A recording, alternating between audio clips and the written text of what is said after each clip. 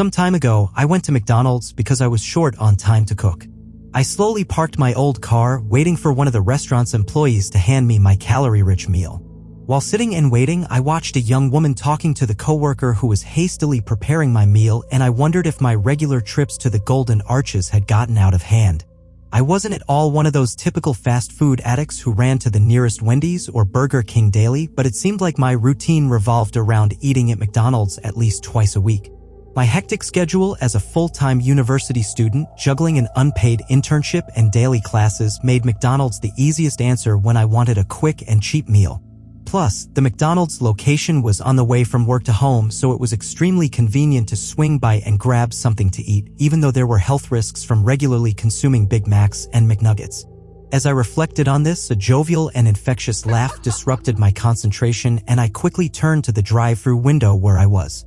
I almost jumped to the passenger side when I saw the cheerful and smiling face of Ronald McDonald himself greeting me. The popular clown mascot handed me my order in a large, slightly greasy paper bag, the restaurant's logo facing me, accompanied by a small soda cup. I quickly grabbed my meal and drink, forced a half-hearted laugh at him, and felt somewhat disturbed by the frozen smile of the mascot. So, I said, "Thank you, Ronald," but in my mind I was wondering where the young lady who was serving me and her coworker had gone while I was looking at the clown. He gave me an enthusiastic wave and said with his somewhat strange smile, "No problem, buddy. Thanks for visiting McDonald's." I nodded in response and hit the accelerator. In a way I can't explain, I felt uneasy about the situation as Ronald McDonald watched me while I sped away from the place. When I looked in the rearview mirror, I could see him still observing me as I left the restaurant, and he still had that disturbing smile. I returned my gaze to the road and shook my head, trying to forget what I had just experienced. In the several years I had been getting meals at McDonald's, even in different parts of the country, I had never seen the mascot in person at any location. It felt so odd to see him at that specific location, but I figured it was one of those rare appearances he made around the country. However, that didn't make the encounter any less disturbing. How strange, I thought as I looked at my food on the seat next to me. As I approached my house, I noticed that my father's car wasn't in the garage, but I immediately remembered that he and my mother mentioned they were going to visit my grandmother a few kilometers away from home. According to my parents, they were going to help her with some things in her apartment. I pulled into the garage as usual, turned off the car headlights, and sighed. I grabbed my backpack from the back seat, took my McDonald's meal, and headed towards the front door. As soon as I entered, I noticed my parents had left all the lights off. Normally, they would leave some lights on, like the main kitchen lamp or the decorative one in the living room, so being greeted by darkness akin to an abyss when I walked through the front door was a bit unsettling. I walked through the house, carefully watching my steps because I knew our curious cat named Spooks would be investigating the unknown person entering the residence. I felt the little cat brushing and purring gently against my leg, and I carefully stepped around him. "How are you doing, Spooks?" I said, listening to his meow as a form of acknowledgement from him. I sidestepped him and found my way to the lamp switch next to the sofa and quickly turning it on. The room was bathed in the warm glow of the lamp, and I sat down on the sofa eagerly anticipating eating my food. I turned on the TV, and apparently my parents had been watching the news before they left for my grandmother's house because when I switched it on, it was on my father's favorite news channel, and one of the news pundits was discussing some controversial topic.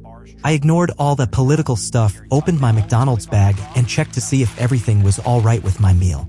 I unwrapped my Big Mac and took a small bite while watching a woman on the TV program. The channel was showing an image of a gray-haired congresswoman from Georgia who seemingly hated everyone, or so it seemed from the way she described her ideologies. While she talked about her political stance, I searched for the fries inside the McDonald's bag and was surprised to find something under the red box of fries. Deep in the package, I saw a mix of napkins and ketchup packets. My fingers grabbed the object, thinking it was some kind of toy mistakenly put in my order, so I took it out of the bag to examine it more closely. To my surprise, I discovered it wasn't any regular toy, but rather a simple CD in a plastic case. I unwrapped it and turned it to see what was written on it. The CD packaging was inscribed with black ink with the name McDonald's Madness. I turned it again to see what was written on the back and tried to decipher what this disc was about. I looked for something indicating whether it was a DVD, searched for a copyright symbol, the release year, or at least a hidden McDonald's logo somewhere, but there was nothing. What the heck is this? I came up with the idea that perhaps someone working at the restaurant had put it in my order as a joke at the expense of a customer. So I set the CD aside without giving it much thought. Even with that theory in mind, I couldn't stop thinking about what could be on that disc. The more I ate and tried to ignore it, the more my curiosity became overwhelming. My interest overpowered the rationale I had created in my mind, and I decided to find out what this mysterious CD was. Let's see what you are, I said aloud as I jumped off the couch and inserted the disc into my parents' DVD player. To my surprise, the screen turned blue and a menu similar to a common DVD appeared. I quickly sat down to get a better view of it, realizing that McDonald's Madness was indeed some kind of restaurant-related movie.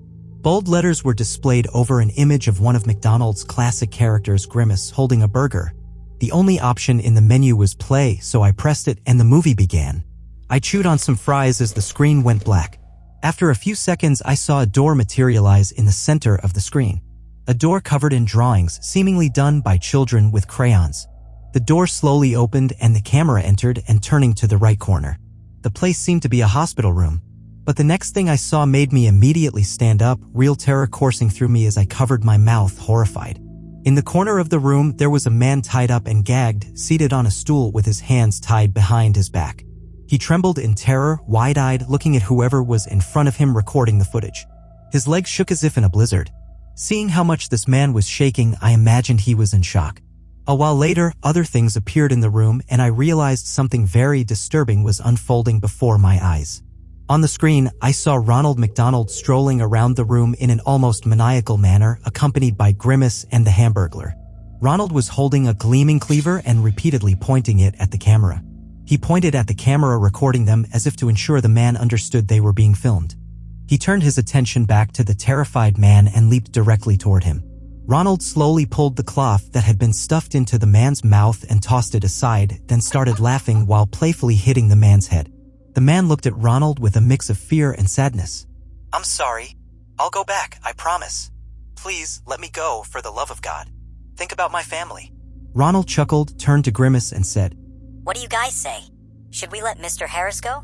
Grimace and the Hamburglar seemed to consider the idea for a moment as they looked at Mr. Harris. Well, Ronald shouted. The tone of his voice made me jump off the couch, and his costumed accomplices in the video also jumped because, in a way, they seemed scared too. Ronald shook his head while pointing the cleaver at Mr. Harris. I was even more horrified when I saw Ronald dangerously holding the weapon near the man's neck, making the supposed Mr. Harris tremble. You see? We can't just let you go. No, sir. It's too late now. Harris was drenched, unsure if it was sweat or tears running down his bearded face as he trembled, sitting in the corner of that room, trying to speak amid sporadic sobs and some coughs. Please. I didn't do anything wrong. I've been good to this company. Company? What company? Whoever this man was, I believe he must have worked for McDonald's in some capacity, and this sick, twisted treatment, this deplorable display of inhumanity was his punishment. Why? What could this man have done to deserve this? Ronald McDonald let out a warm laugh and said, Oh, you've been good to us?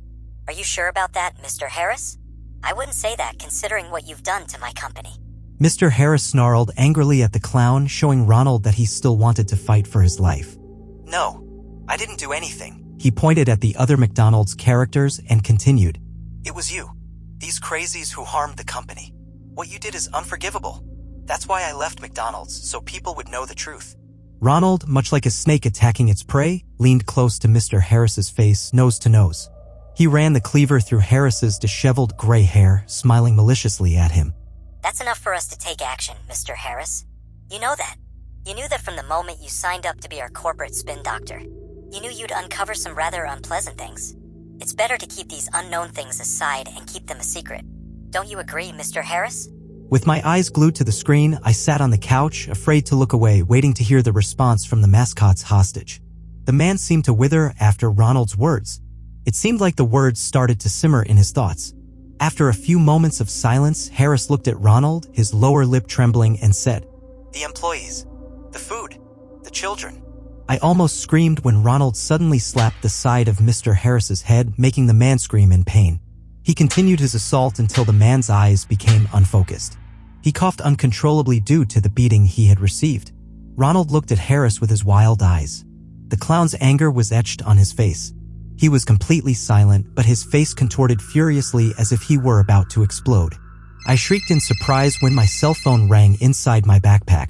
When I picked up the phone, I saw it was a video call from my mom. I swiped on the screen to answer the call, clearing my throat and trying to avoid looking at the disturbing image of Ronald frozen on the TV, staring at the beaten man. Hi. Hi, Mom. I said, the words almost whispered due to how weak I was, trying to keep composed. Hi, dear. Just wanted you to know we're heading back home. Grandma says she loves you and misses you. She wants you to call her tomorrow to chat. Trying to look away from the screen, I stood up and turned my back to the television. I switched the call to audio only, pressed the phone to my ear, and said, "Oh, all right then, Mom. I miss her too. And yes, I'll call her tomorrow." Okay, sweetie. See you in a bit. Love you. Love you too, Mom, I replied, eager to see my parents' faces soon. As I heard my mom hang up, I sighed deeply and slowly turned my attention back to the TV screen. However, I saw that the McDonald's land gang had vanished. I only saw Mr. Harris sitting in the same place with his head down, sobbing softly. My eyes scanned the screen, looking for any sign of the disturbing trio, but he was alone in the hospital room. From the TV screen, Harris slowly raised his head and said, "Please, you can't let them do this to me. Let me go. Let me go home to my family," he pleaded, looking at the cameraman.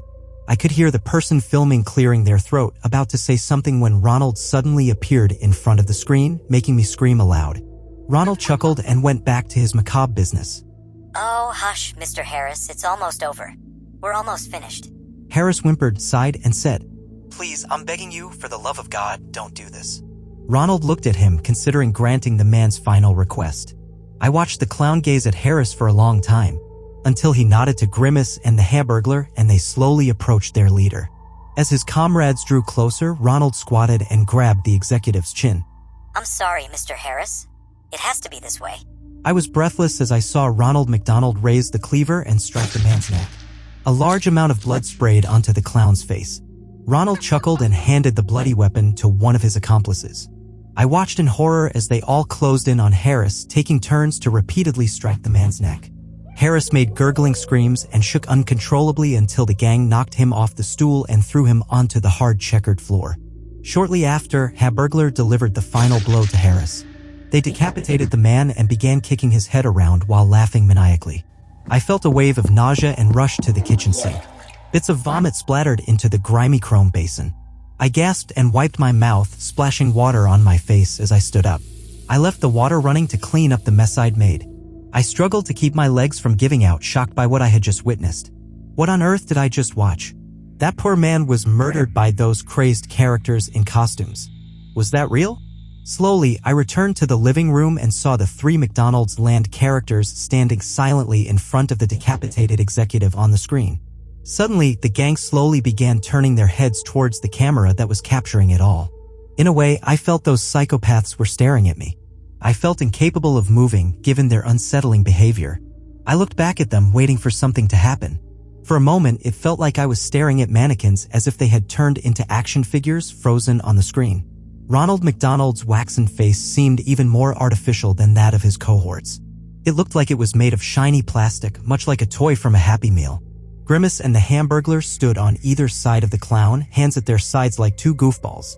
Then suddenly, the screen went dark and they all disappeared. I was deeply shaken by it all.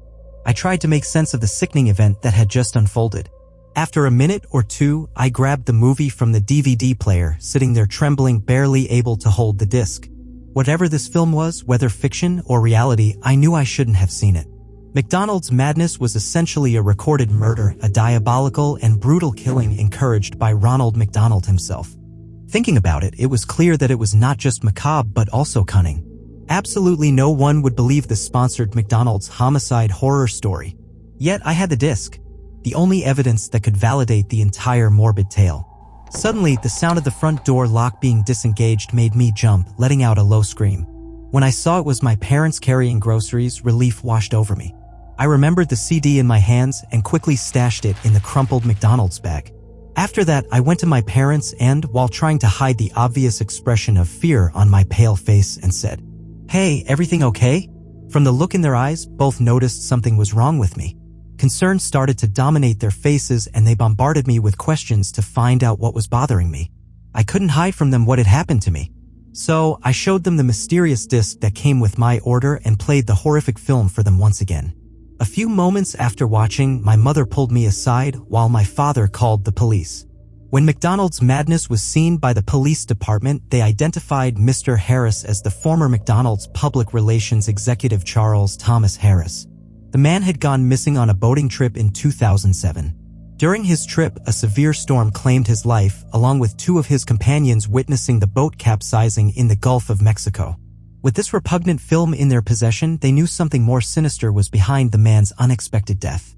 In the following weeks, my parents and I were extensively questioned not just by the local police department, but also by the FBI. The incriminating evidence I found opened a Pandora's box, all leading back to the McDonald's where I placed my order. Authorities raided the franchise location where I unfortunately received the film and initiated an internal investigation against the McDonald's Corporation. I wish I could say the police prevailed in finding who killed this poor man and that justice was served. However, nothing came of their battle against McDonald's. I was stunned to learn that the McDonald's company was deemed completely innocent with no further action taken against the fast food giant. The federal investigation became a futile attempt by the government to blame McDonald's. Charles Harris's family was the most affected by all this, struggling to cope with the terrible revelation exposed before their eyes years after the man's death. The only thing never uncovered in the investigation was what Harris was talking about in the film. Things about employees, food, and children. Authorities never discovered what he was referring to, and McDonald's lawyers remained silent about the man's strange claims against the company. Ultimately, McDonald's faced no consequences. It was as if it never happened. I can't say for sure what McDonald's truly did, and one can only speculate what Harris discovered. But what I can say for certain is about the things that happened in that film. My family and I saw with our own eyes a man being tortured and murdered by some deranged McDonald's cult carrying out a macabre form of justice against the supposed company traitor. I can also say that the corporate giant was somehow behind this sickening conspiracy, covering up something this man knew. When I think about what happened nowadays, I'm grateful that the authorities kept our identities confidential, but I'm sure the damage they wanted to do has already been done. I believe the higher-ups at McDonald's are coming after me and my family. I feel like we're being watched all the time. Whether in our day-to-day lives or even here at home, I can sense this sinister presence waiting to act against us. I don't know if I'll ever truly feel safe after McDonald's madness, but I do know that I'll never look at the Golden Arches the same way again. And I also know that whoever filmed the movie and placed the disc in my order wanted the truth to be revealed in some way. Sometimes I wonder if maybe Ronald McDonald, who gave me my order, was actually the hero of the whole story and that, in a sad way, he was behind the film's release. You know, as if the company wanted to hide something but needed a face to cover up all the dirt that was under the rug. I still wonder if maybe he escaped the clutches of McDonald's or if they've already taken him out too. If I've learned anything from this whole story, it's that somewhere, someone knows the entire truth behind Charles Harris's death and what the company is hiding, and I pray that this person who knows the truth is alive.